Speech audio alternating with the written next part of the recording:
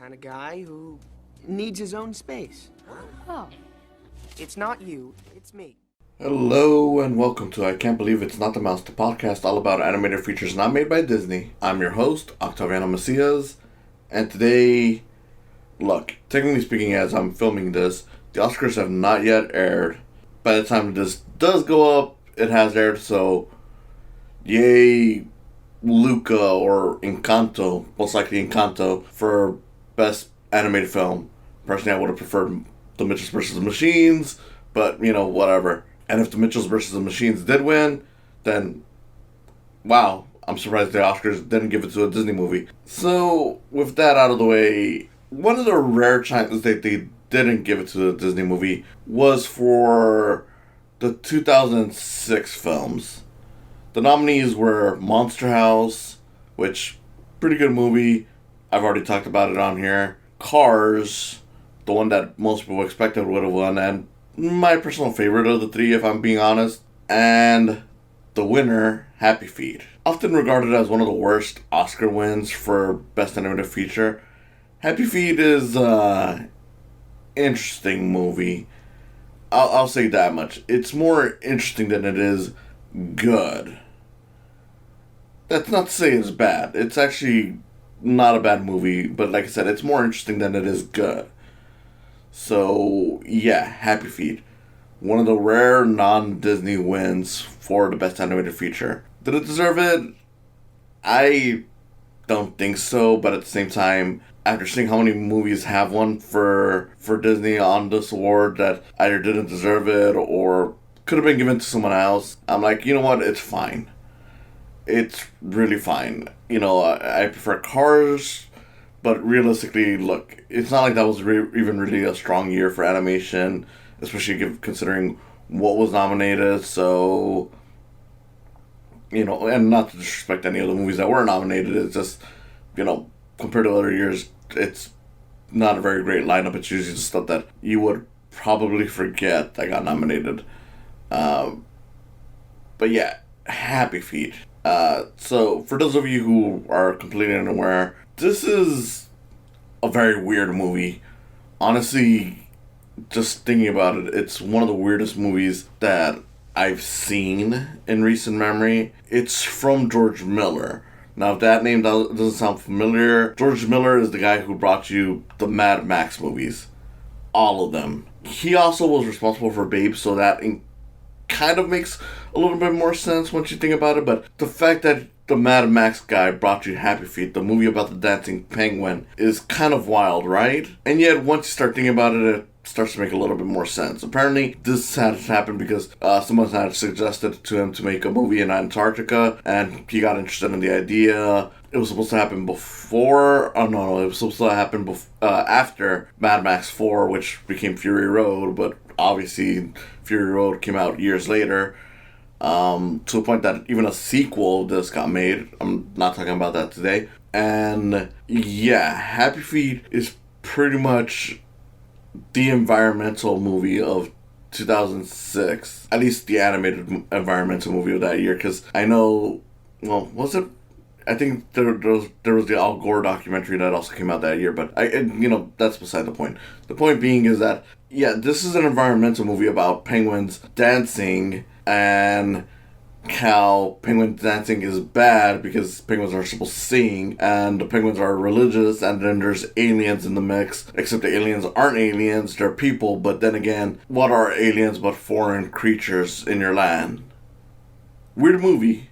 But yeah, so this movie basically starts off with, you got this Hugh Jackman penguin, who pretty much attracts this Nicole Kidman penguin, pretty much considered to be like the greatest singers of their flock or whatever. And, you got the Hugh Jackman penguin who Hugh Jackman performs this role as if he's Elvis, which kind of neat. I'm not gonna lie, it's kind of neat. It's cute. It's definitely a thing that I didn't really remember until I saw it again recently. And due to an accident early on because another thing about this movie is that there are aspects of this that feel like a nature documentary, and that's partially because of the inspiration. So on top of all the other weird stuff, it's also kind of like a documentary, despite the more fantastical elements of the penguins singing and dancing and all that. So you get the whole tough winter with the fathers, having to hold on to the eggs while the mothers go out hunting for food, which is real. And the Hugh Jackman Elvis penguin pretty much accidentally drops the egg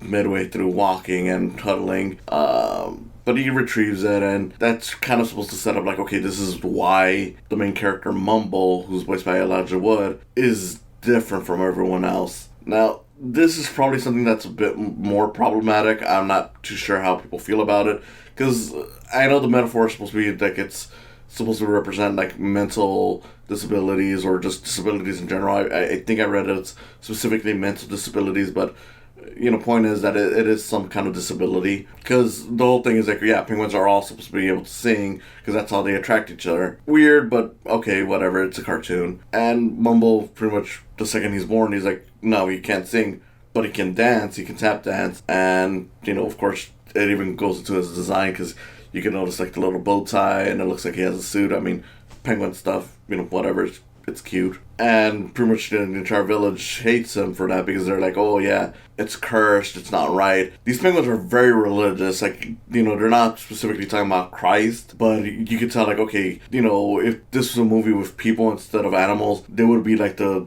old Christian values town, and the movie leans hard on this.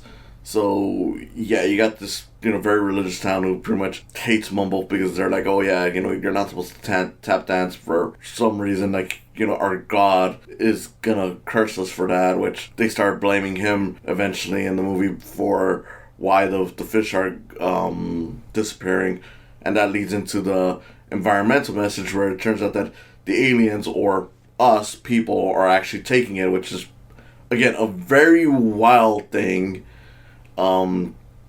It just feels very different from a lot of animated features from whether it was on that time or now. Which is why I'm like, it's not a very good movie, if I'm completely honest. Like, the musical numbers are fine. Some of them lend themselves to really good visuals. But a lot of them are just kind of there. The humor is not so great. There's some questionable aspects of this movie, because aside from, like, okay, I dropped a baby and that's why he's messed up. And the movie never really tries to argue about that beyond just, okay, well, eventually the mom is like, oh, there's nothing wrong with him. He's fine the way he is. But, it still kind of suggests like, okay, well, the reason why he doesn't sing and instead dances is because of that. So, again, it's kind of questionable in that regard. But then you also have stereotypes in this movie, because you have Robin Williams, who, and I remember that was like one of the big advertising pushes for this movie when it came out. You have Robin Williams in multiple roles. Most specifically, he plays, because eventually Mumble finds a group of friends. They're all these little penguins, because they actually do explore upon like the different types of penguins. And one of them is named Ramon. So, if you already know, it's going to be a Hispanic Latino penguin, played by Robin Williams, and it's a very stereotypical accent. The other penguins that are with that character are also acting very stereotypically, but at the very least, you're like, well, most of them, at least from what I remember, are voiced by, voice actors of that area that are Latino or Hispanic. So it's like, okay, I don't think that necessarily makes it okay, but at least it's kind of more acceptable. Like, it's, I don't know, it kind of reminds me of the crows from Dumbo. Like, it's not as bad, just to be clear, it's not as bad as the crows from Dumbo, but it is a whole thing where it's like, okay, so, on the one hand, these are characters that are nice to our lead and are helpful. Granted, in this case, they're in the movie a lot longer than the crows, but then a lot of the way they talk and act is like, this is pretty stereotypical. It's, again, it's not full-on racist to the same degree as the crows from Dumbo, but it is to a point where it's like, this is kind of questionable that you're doing this, especially because there's no reason to have these penguins being Hispanic, as far as I know. That just feels like it was done as a joke, because I guess there was some of our culture that kind of hit mainstream at the time. I feel, between like the Fast and Furious movies and some of the music. I don't know. I feel like I'm trying to remember stuff, but I can't too much. But I feel like there was some pop culture stuff around that time, so it kind of felt like maybe that's why they went with that route. But again, it's just questionable stuff. But yeah, even going beyond that, the story is just, it's fine. It's pretty standard. It's just that it's got the interesting elements of like, hey, look, penguins are horny. That's another thing. This movie is very horny. I mean, it's like, okay, yeah, the penguins are trying to look for their lover, but they're specifically talking about like, oh yeah, we got a mate. The little penguins are constantly doing like little gestures of like humping and stuff like that. Another character that Robin Williams plays is called Lovelace, which again reminds you of the environmental message because he has like a little, like the little 6-pack plastic ring thing on his neck, and he thinks like it's been bestowed upon him, or at least he tells people that it's been bestowed upon him by gods, but of course it's not. And yeah, the movie pretty much doesn't shy away from the fact that yeah, these characters are determined to bone.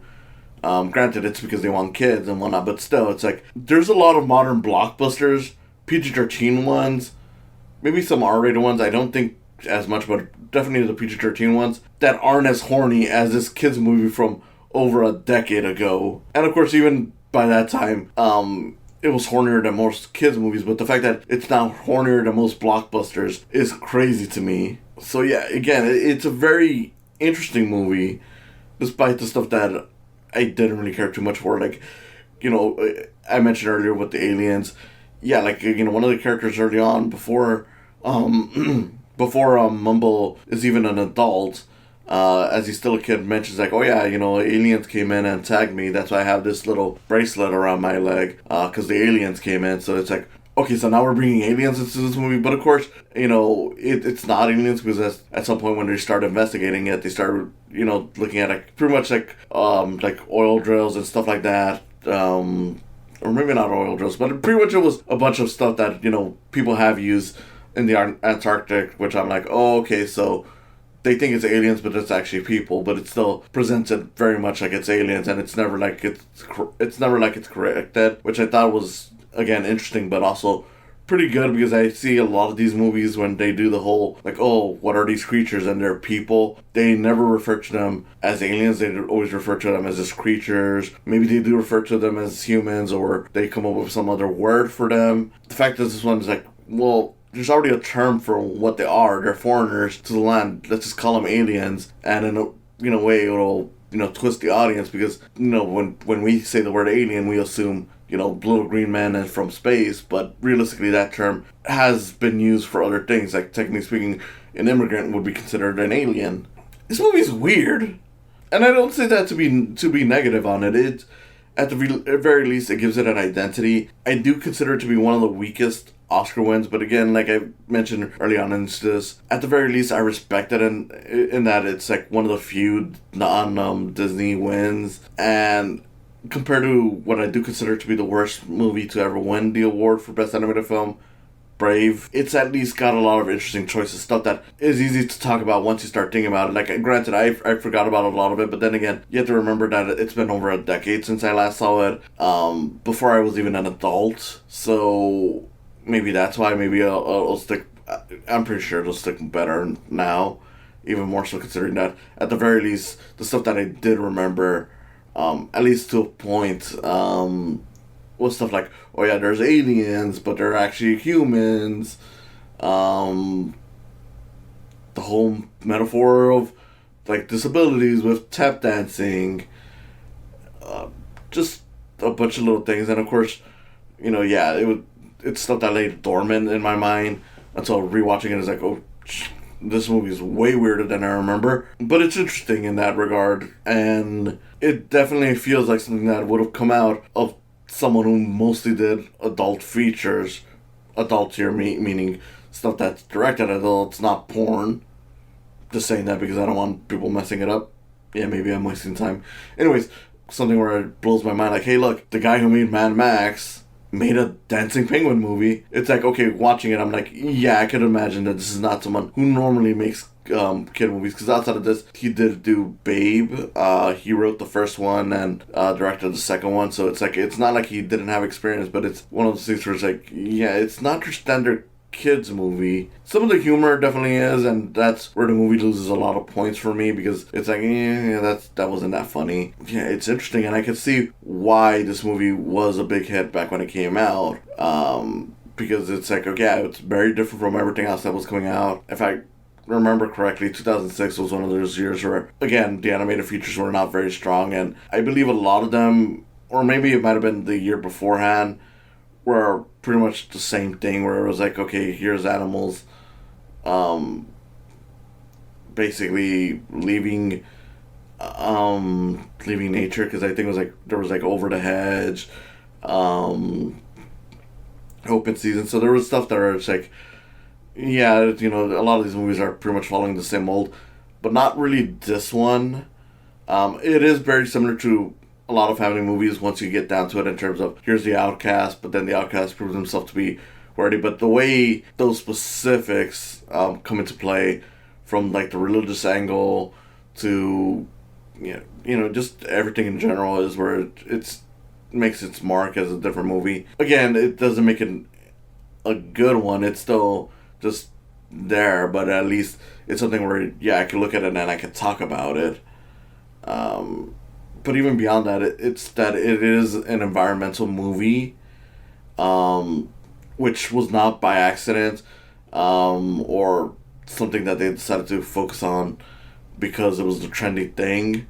Because again, like, the only thing that I could think of at the time that would have fit into that would have been An Inconvenient Truth, the Al Gore documentary, which was another thing that was popular at the time.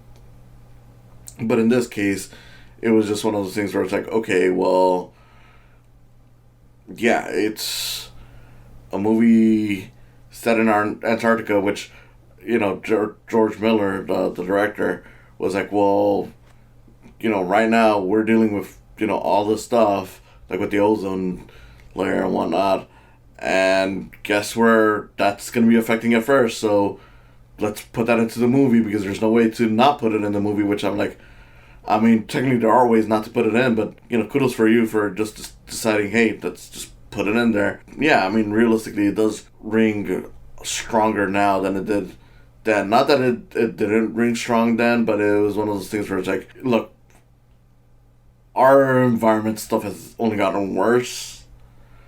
There's a time where it looked like it was getting better, but it's gone back down, so it's like, yeah, it's definitely something that we need more of now than we did when it was first being talked about, at least in the mainstream level like this. And I'll admit that whole bit is kind of goofy, because pretty much what it is that towards the end of the movie, Mumble actually gets to like SeaWorld or something like that. For months he struggles to communicate with humans, but then when he starts tap dancing, that's when they start listening and they start gaining interested. Like, okay, let's send him back to where he's from to see, what happens. They send him back and he convinces the entire flock that, yeah, you gotta dance, even though the elders are pretty much like, no, we gotta stick to the old religious ways. And of course, it's funny because even by that point, their views are already falling apart, because the other people are pointing out, like, wait, you said this thing, but then this thing happened, so, what is true? So Mumble convinces everyone to dance. The humans arrive, and pretty much they see the penguins all dancing in unison, so they're like, oh, they must be trying to tell us something. And you get a montage of a bunch of world leaders talking about, like, okay, what should we do, because we're depleting their fish, their food supply. And it's like, it's not a bad scene, but it's like, it's kind of crazy that it landed on that so quickly. This movie is weird. And you get a line that I'm like, okay, I get where it's coming from, but it's still, like, it was one of the few things that I remember even back then. It still feels funny and so over the top, even though I get that it's technically true, where one of the politicians is like, I don't want to live in a world without penguins. And I'm like, okay, technically speaking, you are depleting their food supply, so I can't say you're wrong. But at the same time, it feels like you jumped a little bit on that. So, yeah, overall, Not a very good movie. Again, it is one where there are questionable aspects to it, stuff that might be considered offensive. I was definitely raising an eyebrow a bit at the way they had the Latino penguins in there, especially because I'm like, look, this one's definitely directed at me, and I'm like, I don't find that so funny. But at the very least, I could respect the stuff that is different about it. It's definitely interesting in very many regards, whether it's how horny it is or the fact that for a kids movie it is trying to blend all these different things, from the nature documentary aspect to the environmental aspect to the family film aspect to aliens. It's just that not a lot of it is, I would say, the strongest written stuff. So it does make sense in that regard why, even though it was something that was popular at the time, has slowly faded from the conscious of many people who have watched it. Not to the point that they've forgotten the movie. It's still a fairly well known movie, but it's not something that like it's not like you're Finding Nemo's or your Lego movies or just other animated films that still get talked about years later. It's just kind of like, okay, yeah, we know it existed, which I imagine is a big reason why the sequel didn't land as well as this one did, because by the time the sequel hit, like 5 years after this one, it was like, okay, well, technically speaking, that's the standard time it takes to make animated features, but it's, people have moved on, and I'm not sure whether or not it's as good. I mean, realistically, I know that one wasn't as well received, but then I've heard people say that there's actually a more interesting subplot in that movie regarding, what do they call them? Krills, I think. It's like little, like, shrimp, fish, I don't know. But, I don't know, I've never seen it, so I can't really say on that front. I will definitely consider watching it, especially because I'm like, look, at the very least, it's got to be as interesting as this one in terms of just some weird aspects to it, so maybe it's not as good, and maybe it's even worse. But at the very least, I'll definitely have something to talk about. I bet. Oh, and before I close this off, because I've already completely forgotten the animation in this. It's not bad. It's a bit Uncanny Valley-ish when it comes to the penguins, but at the same time, since they are cute animals, it doesn't hurt the movie as much as it would with other motion capture movies, because this is a motion capture thing. It's not like, the Polar Express where it's like completely dead-eyed, like the animals do at least look at stuff. It's just that since you're trying to get them so close to real penguins, it does come off a little, not bad, but off at times. But nothing where it's ever that uncomfortable. It's not the most appealing, but to its credit, the animation isn't awful. Like, it still holds up alright.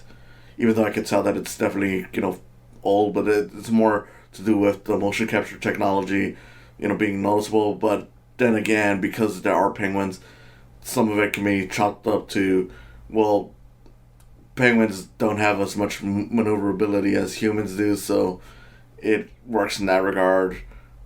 Still, though, yeah, it's still Uncanny Valley at times, so not a very great looking animated movie, but not an awful looking one. So yeah, it's fine. I mean, the baby penguins are definitely where it works the best. Once they're adults, it's just beyond that. I can't say watch the movie because it's good, but I would say watch the movie because it's very weird, and just so you can believe me when I say that, yeah, there's a lot of these aspects that are just so different from other animated movies. Even though story-wise it's pretty similar, it's definitely something that you'll remember. You're not going to forget about the penguins wanting to bone each other more than even Marvel superheroes want to bone their girlfriends, if I'm being honest. Because, yeah, it's hornier than a lot of blockbusters. With that out of the way, I just want to say thank you for listening. If you're watching this on YouTube, subscribe to the channel. If you're just listening to this on, whether it's Podbean, Spotify, Apple Podcasts, wherever. Just follow the podcast, and you know what? Pretty much every Tuesday, that's when I release the audio versions, and every Thursday, the video versions, for the most part. If I have to delay it, I'll let you guys know. Either way, just thank you for listening. Support me on Patreon as well. That's patreon.com/psychams. And I'll see you next week. I don't want to live in a world without penguins. So what are we going to do?